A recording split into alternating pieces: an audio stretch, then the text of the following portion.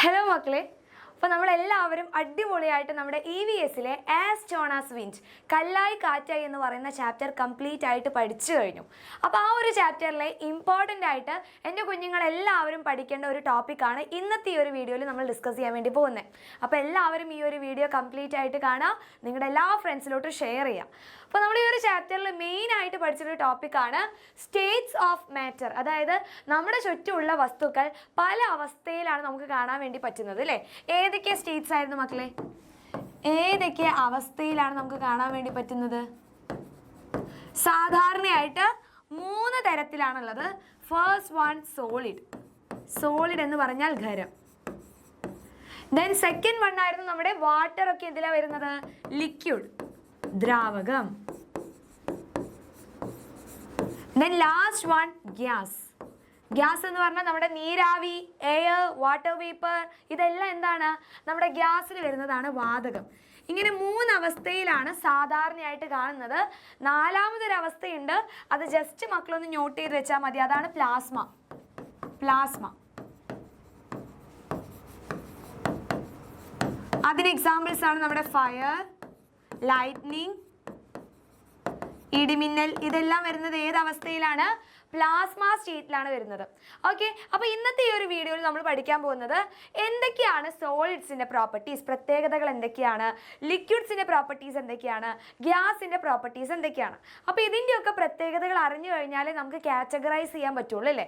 കുറച്ച് വസ്തുക്കൾ തന്നു കഴിഞ്ഞാൽ ആ വസ്തുക്കളുടെ പ്രത്യേകത അനുസരിച്ച് നമുക്ക് മനസ്സിലാക്കാൻ പറ്റും അത് സോളിഡ് ആണോ, അത് ലിക്വിഡ് ആണോ, അതോ ഗ്യാസ് ആണോ എന്ന്. അപ്പോൾ സോളിഡ് നോക്കിക്കഴിഞ്ഞാൽ ഖരാവസ്തുവിൽ അല്ലെങ്കിൽ ഖരത്തിൻ്റെ അവസ്ഥയിലുള്ള ആളുകളെ നോക്കിക്കഴിഞ്ഞാൽ ഇവരെല്ലാവരും കാണിക്കുന്ന ഫസ്റ്റ് പ്രോപ്പർട്ടിയാണ് ഹാവ് വെയിറ്റ്. അവർക്ക് എന്തുണ്ടായിരിക്കും? ഭാരമുണ്ടായിരിക്കും. ഭാരമുണ്ട്. ഇനി രണ്ടാമത്തെ പ്രോപ്പർട്ടിയാണ് ഹാവ് ഡെഫിനിറ്റ് ഷേപ്പ്. അവർക്ക് കൃത്യമായ ഒരു ആകൃതി ഉണ്ടായിരിക്കും. അപ്പോൾ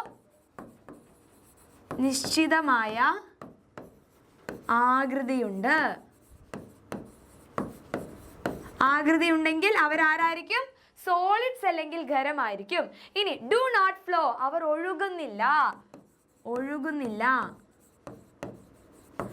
ഒഴുകുന്നില്ലെങ്കിൽ അവരാരായിരിക്കും? സോളിഡ്സ് ആയിരിക്കും. സോ സോളിഡ്സിൽ വരുന്ന, ഖരത്തിൽ വരുന്നതിന് കുറച്ച് എക്സാമ്പിൾസ് മക്കളോട് നോട്ട് ചെയ്യാൻ പറഞ്ഞു കഴിഞ്ഞാൽ സ്റ്റോൺ, വുഡൻ പീസ്, മരക്കഷ്ണം, പെൻ, ടേബിൾ, ഐസ്, ഇതെല്ലാം എന്താണ്?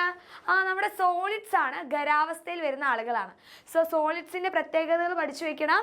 ഹാവ് വെയിറ്റ്, ഭാരമുണ്ട്. ഹാവ് ഡെഫിനിറ്റ് ഷേപ്പ്, നിശ്ചിതമായ ആകൃതി ഉണ്ട് അല്ലേ. ഇപ്പൊ നമ്മുടെ കല്ലും മരക്കഷ്ണം, പെൻ, ടേബിൾ, ഡെസ്ക്, ഡോർ, ഇതൊക്കെ നോക്കിക്കഴിഞ്ഞാൽ എന്താണ്? അവർക്കൊരു ഡെഫിനിറ്റ് ഷേപ്പ് ഉണ്ടായിരിക്കും, ഒരു ആകൃതി ഉണ്ടായിരിക്കും. Then do not flow.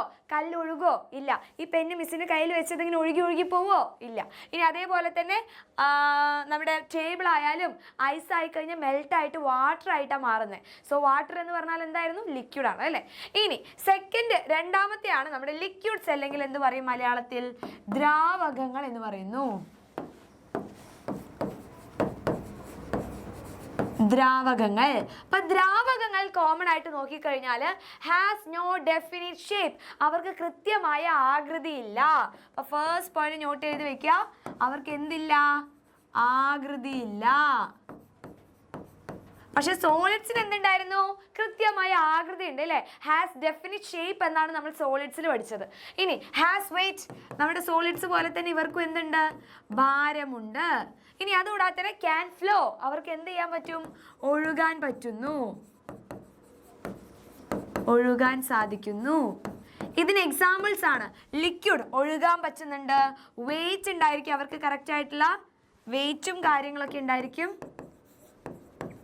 അതുകൂടാതെ തന്നെ അവർക്ക് ഡെഫിനിറ്റ് ആയിട്ടുള്ള ഷേപ്പ് ഇല്ല, ആകൃതി ഇല്ല. അതിൽ വരുന്ന ആൾക്കാരാണ് നമ്മുടെ water, petrol, oil, diesel, milk, kerosene, മണ്ണെണ്ണ. ഇങ്ങനെ ഒഴുകാൻ പറ്റുന്ന ആൾക്കാരൊക്കെ ആരായിരിക്കും? നമ്മുടെ ലിക്വിഡ്സിൽ വരുന്ന ആൾക്കാരാണ് ദ്രാവകം. So has no definite shape, has weight and can flow. Okay, ഇനി ലാസ്റ്റ് വൺ ആണ് നമ്മുടെ ഗ്യാസസ്. അപ്പൊ ഗ്യാസസിന്റെ പ്രോപ്പർട്ടി, ഗ്യാസസ് എന്ന് പറഞ്ഞു കഴിഞ്ഞാൽ വാതകം. വാതകത്തിന്റെ കേസ് നോക്കിക്കഴിഞ്ഞാൽ അവരിലെ ഫസ്റ്റ് പോയിന്റ് എന്താണ്? Gases do not have a definite shape. അവർക്ക് കൃത്യമായ ആകൃതിയില്ല. ആദ്യത്തെ പോയിന്റ് നോട്ട് ചെയ്ത് വെക്കുക, അവർക്ക് ആകൃതിയില്ല. ലൈക്ക് ലിക്വിഡ്സിന് ആകൃതി ഉണ്ടോ? വെള്ളം ഏത് കുപ്പിയിലാണോ നമ്മൾ നിറയ്ക്കുന്നത് ആ ഒരു കുപ്പിയുടെ ആകൃതിയാണ് വെള്ളത്തിനുള്ളത്, അല്ലാതെ വെള്ളത്തിന് കൃത്യമായ ആകൃതിയില്ല. അപ്പം അതേപോലെ തന്നെ ഗ്യാസിനും ആകൃതിയില്ല. Gases can spread. അവർക്ക് വ്യാപിക്കാൻ പറ്റുന്നു, വ്യാപിക്കാൻ സാധിക്കുന്നു. അതുകൊണ്ടാണ് നമുക്ക് ദൂരെ നിന്നൊരു പഴം പഴുത്തു കഴിഞ്ഞാലോ അല്ലെങ്കിൽ ദൂരെ അടുക്കളയിൽ നിന്ന് ഇപ്പോൾ ബിരിയാണി ഉണ്ടാക്കുകയാണ്, നമുക്ക് സിറ്റ് ഔട്ടിൽ ഇരുന്നിട്ട് ആ സ്മെല്ല് കിട്ടാറുണ്ട്. അതെങ്ങനെയാണ്? ഈ പറയുന്ന ബിരിയാണിയുടെ മണം എയറുമായിട്ട് സ്പ്രെഡ് ചെയ്യുന്നു, വ്യാപിക്കുന്നുണ്ട്. ഇനി അടുത്തതാണ് ഗ്യാസസ് ഓക്യുപ്പൈ സ്പേസ്. അവർക്ക് സ്ഥിതി ചെയ്യാൻ സ്ഥലം ആവശ്യമാണ്. സ്ഥിതി ചെയ്യാൻ സ്ഥലം ആവശ്യമാണ്. ഈ ഒരു പ്രോപ്പർട്ടി സോളിഡ്സിനും ലിക്വിഡ്സിനും ഗ്യാസിനും ഉണ്ട് കേട്ടോ. ഈ ഒരു പ്രോപ്പർട്ടി നോക്കുകയാണെങ്കിൽ ഇത് സോളിഡ്സിന് ഉണ്ടായിരിക്കും, ലിക്വിഡ്സിന് കോമൺ ആയിട്ടുള്ള ഒരു പ്രോപ്പർട്ടിയാണ്. ദെൻ ഗ്യാസസ് എല്ലാവർക്കും സ്ഥിതി ചെയ്യാൻ എന്ത് വേണം? സ്ഥലം ആവശ്യമാണ്. ഓൾ ഒബ്ജക്റ്റ് ഓക്യുപ്പൈ സ്പേസ് എന്ന് നമ്മൾ പഠിച്ചിട്ടുള്ളത് അല്ലേ? എല്ലാ വസ്തുക്കൾക്കും സ്ഥിതി ചെയ്യാൻ സ്ഥലം ആവശ്യമാണ്. And gases have power. അവർക്ക് എന്തുണ്ട്? പവർ ഉണ്ട് അല്ലേ? അതായത് അവർക്ക് ശക്തിയുണ്ട്. ഇത്രയും പോയിന്റ്സ് ആയിരുന്നു നമ്മൾ ഗ്യാസസിന് പഠിച്ചിട്ടുള്ളത്. സോ ഓരോ വസ്തുക്കളും അതിൻ്റെ പ്രോപ്പർട്ടീസും മക്കൾക്ക് എക്സാമിന് ചോദിക്കും, നോട്ട് ചെയ്ത് വെക്കുക. ഇനി ഇതിൻ്റെ എക്സാമ്പിൾസ് ആണെങ്കിൽ എക്സാമ്പിളിൽ നമുക്ക് എന്തൊക്കെ എഴുതാം? വാട്ടർ വേപ്പർ, നീരാവി, ദെൻ എയർ, വായു. ഇതെല്ലാം എന്താണ്? നമ്മുടെ ഗ്യാസിൽ വരുന്നതാണ്, നമ്മുടെ വാതകങ്ങളിൽ വരുന്നതാണ്. സോ ഈ ഒരു വീഡിയോ മക്കൾക്ക് എല്ലാവർക്കും മനസ്സിലായോ? ഇതെന്തായാലും മക്കൾ എക്സാമിന് പഠിക്കണം.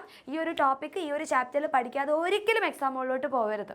ഓക്കെ, സോ ഇതുപോലുള്ള യൂസ്ഫുൾ ആയിട്ടുള്ള വീഡിയോസിന് വേണ്ടിയിട്ട് ഇതുവരെ ചാനൽ സബ്സ്ക്രൈബ് ചെയ്യാത്ത മക്കളുണ്ടെങ്കിൽ സബ്സ്ക്രൈബ് ചെയ്യുക. മാക്സിമം നിങ്ങളുടെ എല്ലാ ഫ്രണ്ട്സിലോട്ട് ഷെയർ ചെയ്യുക. അടിപൊളിയായിട്ട് ഫുൾ സെറ്റായിട്ട് പഠിക്കുക. നെക്സ്റ്റ് വീഡിയോയിൽ കാണാം. Thank you so much.